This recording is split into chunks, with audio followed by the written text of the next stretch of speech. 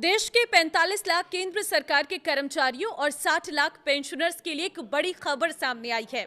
8वें वेतन आयोग का अगर आप भी इंतजार कर रहे थे तो इस वीडियो को ध्यान से सुनना। 8वें वेतन आयोग के तहत रिपोर्ट तैयार करने का काम तेजी से चल रहा है। आयोग ने अब जमीनी स्तर पर काम शुरू कर दिया है, जो अलग अलग राज्यों का दौरा कर कर्मचारी यूनियनों और एसोसिएशन से मुलाकात कर रहा है, ताकि 8वें वेतन आयोग के तहत उनकी मांगों और प्रस्तावों पर अच्छे से चर्चा कर सके। नमस्कार, मैं हूं आपके साथ ममता तिवारी और आप देख रहे हैं न्यूज 18 का डिजिटल प्लेटफॉर्म। मीडिया रिपोर्ट्स के मुताबिक 8वें वेतन आयोग ने अपनी पहली आमने सामने की बैठक उत्तराखंड के कर्मचारी संगठनों के साथ शुक्रवार को पूरी की है और इसके बाद आयोग 28 से लेकर 30 अप्रैल के बीच दिल्ली में बड़ी बैठक करेगा। साथ ही मई महीने में आयोग की टीम पुणे और महाराष्ट्र के अन्य ऑर्गेनाइजेशन के साथ मिलकर उनका फीडबैक लेगी। देखिए, फिटमेंट फैक्टर को लेकर क्या है मांग, पहले वो समझिए, क्योंकि पूरी सैलरी का सबसे अहम हिस्सा फिटमेंट फैक्टर होता है। इसे आप एक गुणा करने वाला नंबर समझ सकते हैं, जिससे पुराने बेसिक पे को गुणा करके नई सैलरी निकाली जाती है।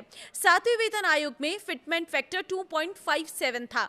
इसी वजह से न्यूनतम बेसिक सैलरी 7,000 से बढ़कर 18,000 रुपए हुई थी।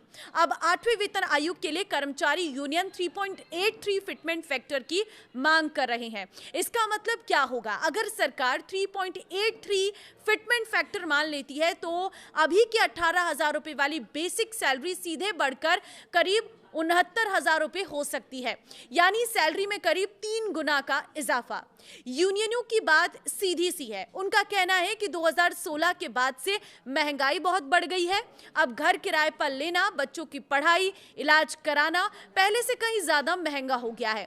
महंगाई भत्ता यानी कि डीए 50% से ऊपर चला गया है, यानी खर्च बढ़ने की बात साफ दिखती है।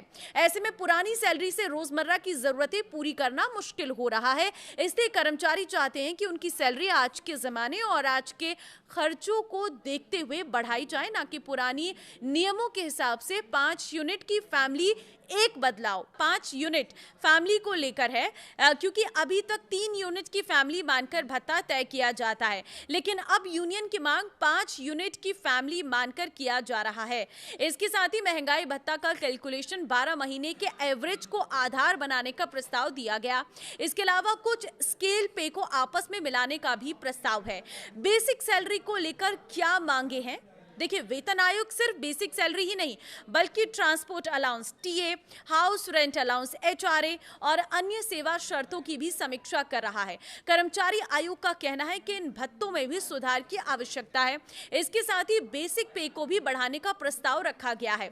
आयोग ने मिनिमम बेसिक पे को 18,000 रुपए से बढ़ाकर 69,000 रुपए करने का प्रस्ताव दिया है। तो कैसी होगी आपकी नई सैलरी? सबसे पहले आपकी पुरानी बेसिक सैलरी के लिए फिटमेंट फैक्टर फिक्स किया जाएगा, फिर इसे बेसिक सैलरी से गुणा किया जाएगा, जिसके बाद आपकी नई बेसिक सैलरी बनेगी। फिर नई बेसिक सैलरी में महंगाई भत्ता, house rent allowance, travel allowance जोड़े जाएंगे।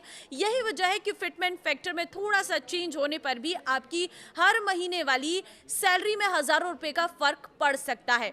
तो कब लागू होगा 8वां वेतन आयोग? सबसे बड़ा सवाल सबके मन में यही है।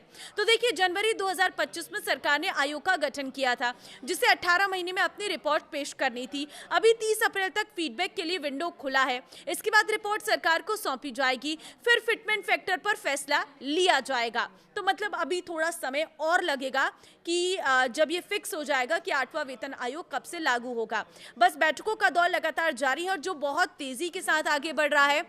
ये आपको मैं जानकारी दे दूं कि जुलाई तक आप मान के चलिए कि 8वां वेतन आयोग लागू हो जाएगा और आपकी सैलरी बढ़ जाएगी। आप इस 8वें वेतन आयोग में क्या बदलाव चाहते हैं? आपको क्या लगता है फिटमेंट फैक्टर कितना होना चाहिए? आप कमेंट में अपनी राय दे सकते हैं और इस वीडियो को शेयर कर दीजिए सभी सरकारी कर्मचारी और पेंशनर्स के साथ। नमस्कार।